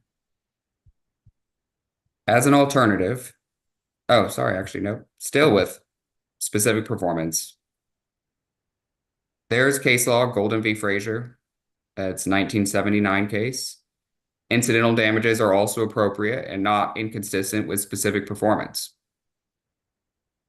Here we believe there are various damages that should be applied, but again, the damages that we're claiming was the $221,272.84.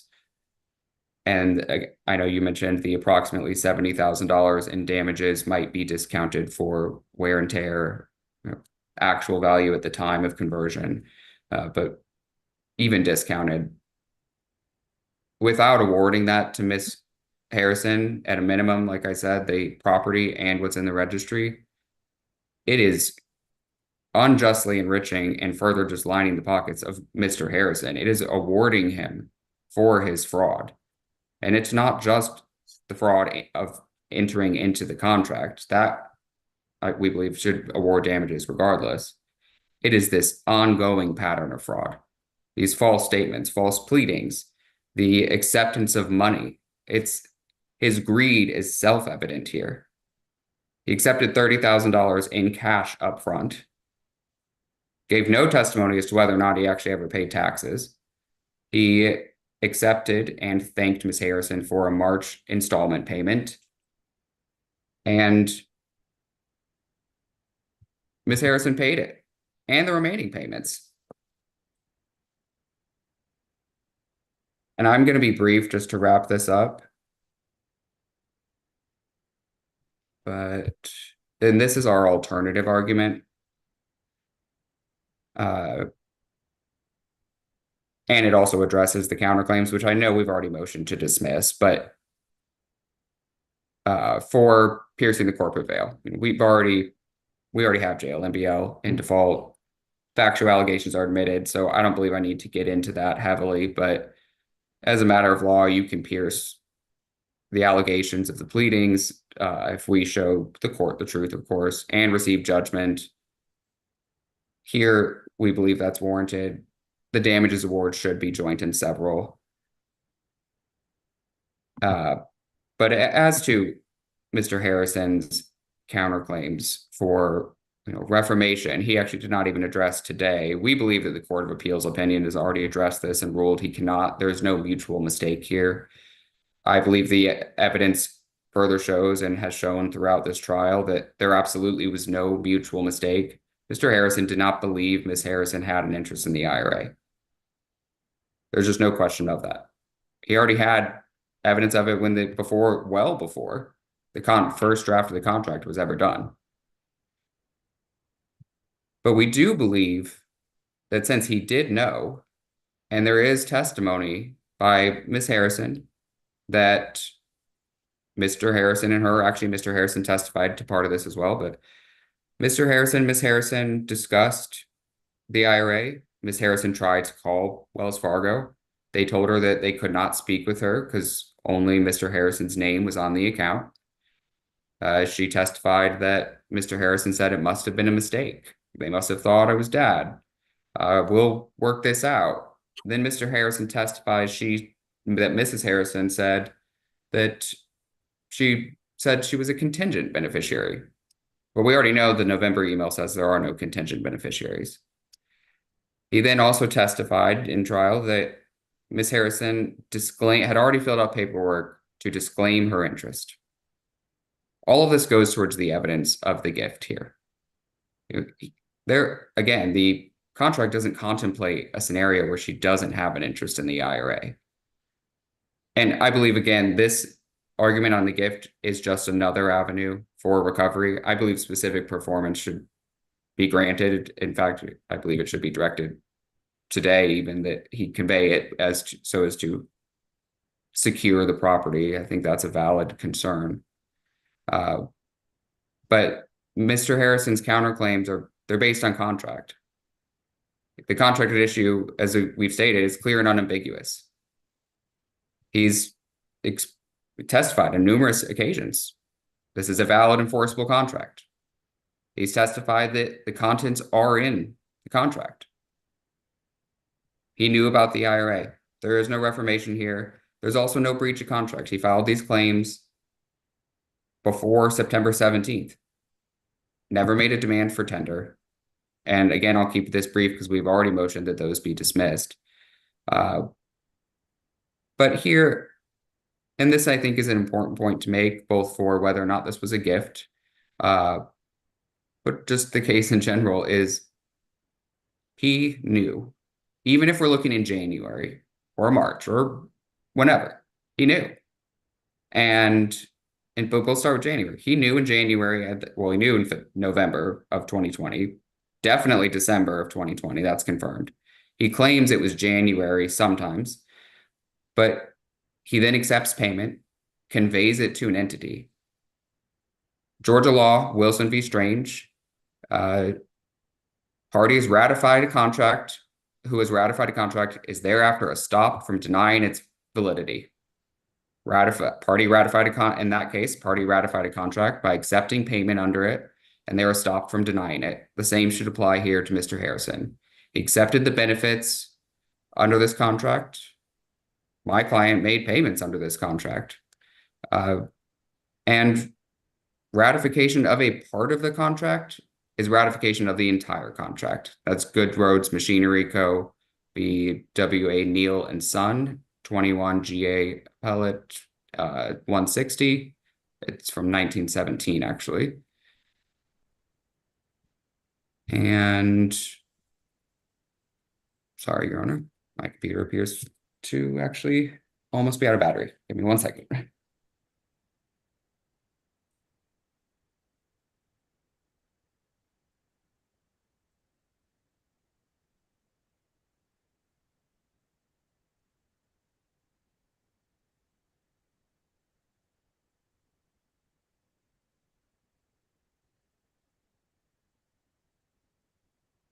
And then as to reformation, again, I know we've touched on it, but reformation's barred if the party is otherwise entitled thereto to expressly or imply, or if they've expressly or impliedly ratified the instrument. That's irrefutable in this case. It's been ratified. The concepts travel under ratification, waiver, estoppel, acquiescence. Touche Inc. v. Dearborn addressed this case. That's from 1982. Massey v. Electric Wholesalers. That's estoppel as well.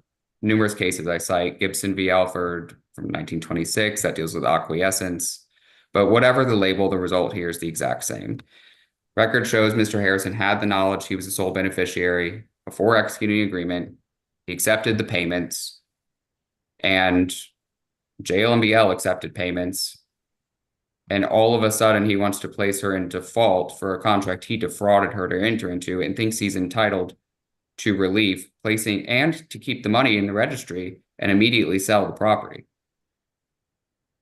That is contrary to the equitable principles as well. Again, lining his pockets, unjustly enriching him for his fraud. Objection.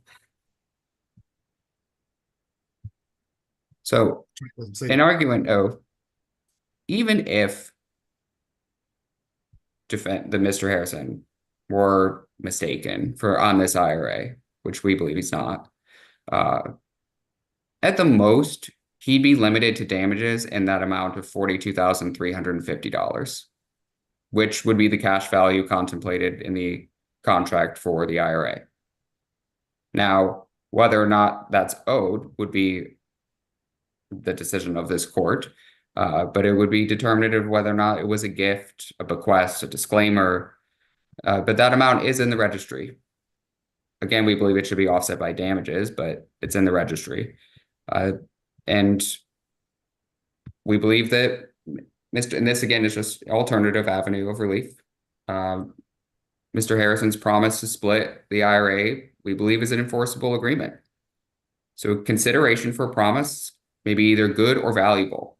Valuable considerations based on money or something having monetary value, but good consideration is such as is founded on natural duty and affection or on a strong moral obligation. It's OCGA 13-341. There's also Worth and V. Moore, which stated the parties' natural love and affection for each other provided adequate and good consideration in support of the contract. Can be founded on moral obligation. Supreme Court of Georgia clarified that a good consideration founded on love and affection must be towards one to whom a natural duty exists, such as near relatives, which we have here, brother and sister. They're the only ones left. Both their parents are deceased. And since the consideration of an instrument can always be inquired into by oral testimony, the oral testimony as to the circumstances of signing this agreement can be considered. And we believe here that the testimony did support Mr. Harrison's continued promise to, the text message, I'll take care of it. You'll get your 50%. You're my only sister. Miss Harrison, prior to the contract, was told it was in just Mr. Harrison's name. He informed Miss Harrison that it must be a mistake. Mr. Harrison claims Miss Harrison told him she filed or executed paperwork disclaiming her interest. Which, why would she do that before entering into a contract that guaranteed that that half interest was going to be credited to the purchase price? She wouldn't. So we believe the evidence does show it was a gift and that it should be credited.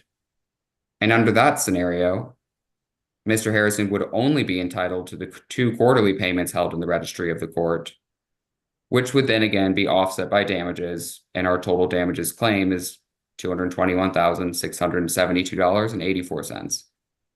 And there's case law throughout, the pleadings in this matter, but natural duty arising between brother and sister can form the basis of good consideration.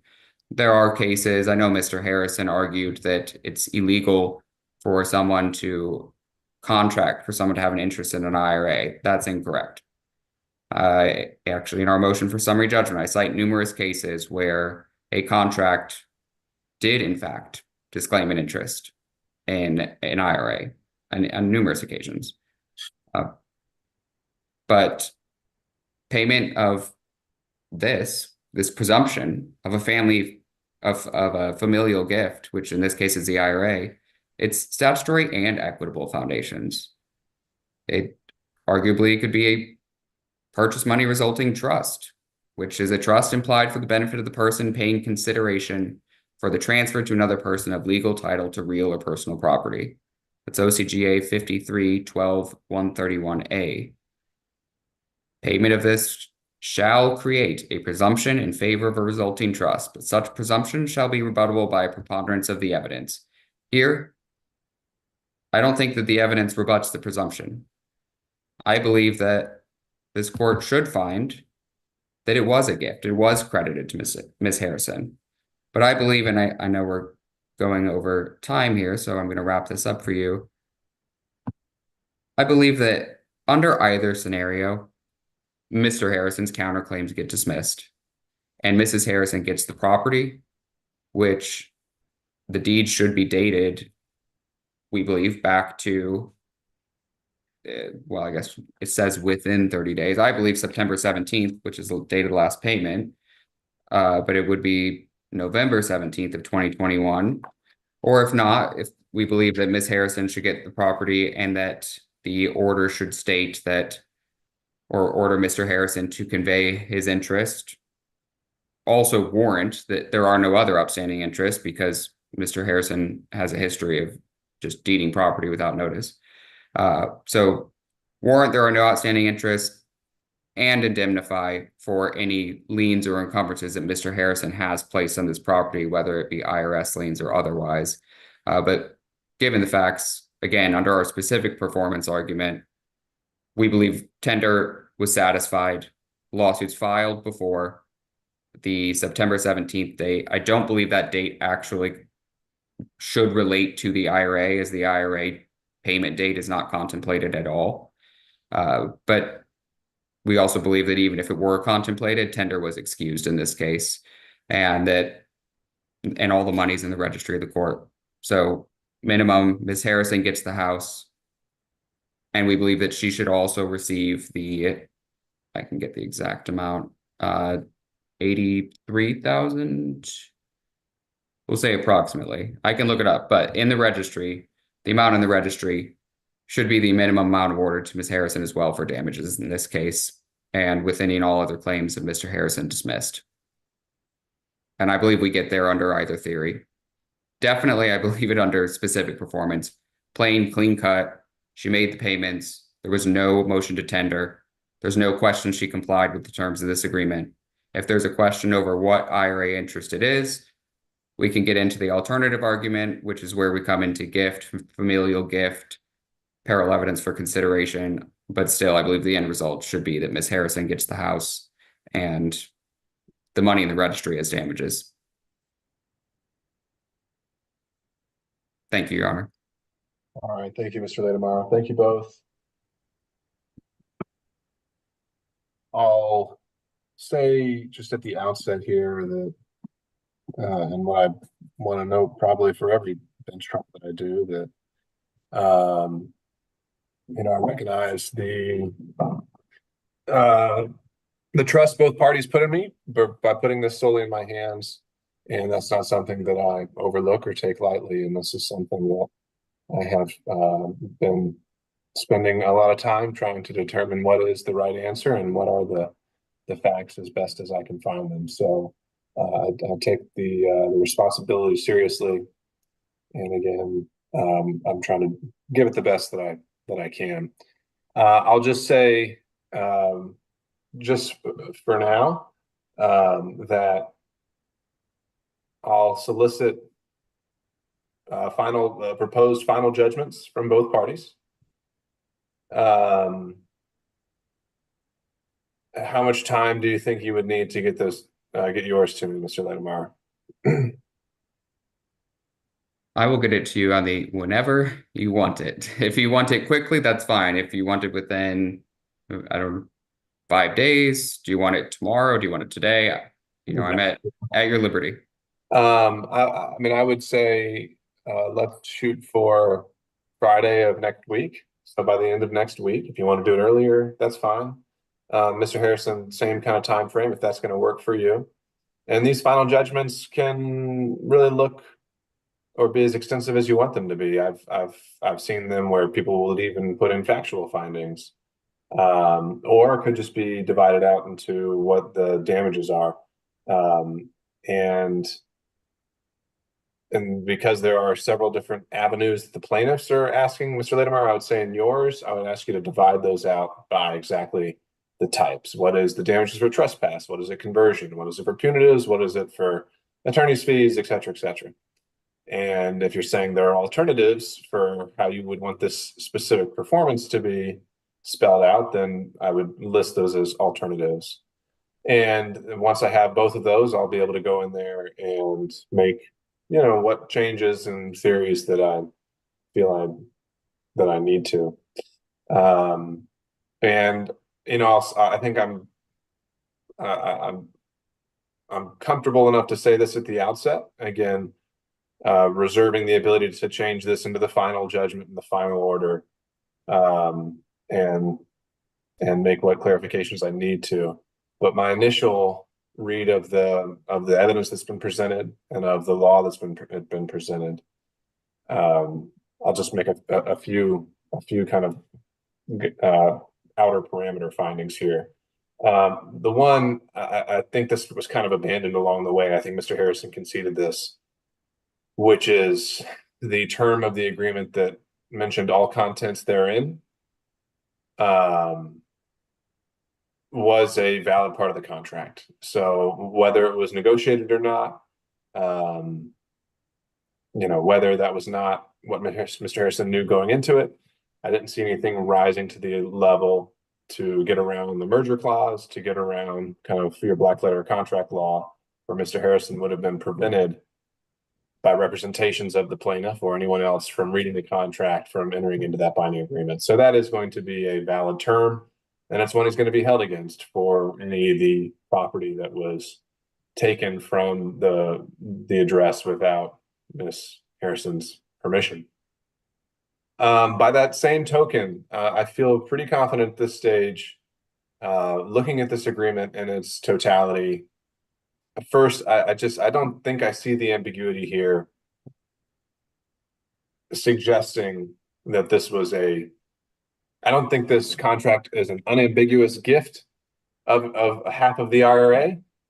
And if it is unambiguous, or excuse me, if it is ambiguous, and we're looking into all the surrounding evidence and considering the intent of the parties, I'm also not seeing this as that this contract, that the mutual intent of the parties was that this was supposed to be a gift, or that this contract was meant to convey 50% of the IRA.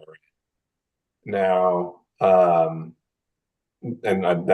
know there's a lot of different factors and theories at play here, but the bottom line is I read this contract, and on the face of it, it doesn't appear to be conveying 50% of an interest in an IRA. And then when I look at all the surrounding facts and all the testimony that's come in, I don't see that that's being established by a preponderance, that Mr. Harrison, even if he did know, or assuming he did know at the time, or even if he didn't know, if it was even uncertain, even if he did know, kind of playing this full theory of the case, I don't see that as still causing this contract, the wording of this contract, the intent of Mr. Harrison and the intent of all the parties when they entered into it was to convey a 50% interest in the IRA. So that I would say would just go ahead and reflect that in the proposed order of the plaintiffs. As for the remainder, I'm going to take that under advisement, and I'll go from there. And I'll just go ahead and put this out there as well, although I know there's probably a negligible chance of this, but I'll say that, I don't expect the parties to. I'll echo the point that it's unfortunate that, first of all, that this had to get dragged out over 3 years and take this long. And it still may not be over. I recognize that this may only be the starting point of another appeal, but regardless, I'm also under no, misimpression that I think the parties are going to be at each other's Thanksgiving tables this year. But I will say that between now and next Friday, when I get those proposed orders, it's likely that, and as I've already indicated, no party here is getting everything they're asking for.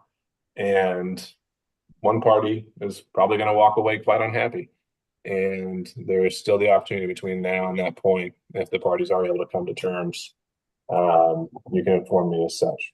So with that, if there's nothing else, then if you could provide those proposed orders, like I said, by no later than Friday next week. Once I've had a chance to look at them, review them, edit them as I see fit, I'll have an order on the docket as our final judgment in this case. Thank you, Your Honor. I was going to add just one thing. I can look into this more, but it's OCGA 4412-152. I know you'd asked about the measure of damages for conversion. The measure of damages for conversion of an ownership interest in property is the highest value of the property existing between its conversion and the time of trial. All right. Why don't you put that citation in your final judgment order, as I believe that would be helpful in calculating the damages here, if there are any.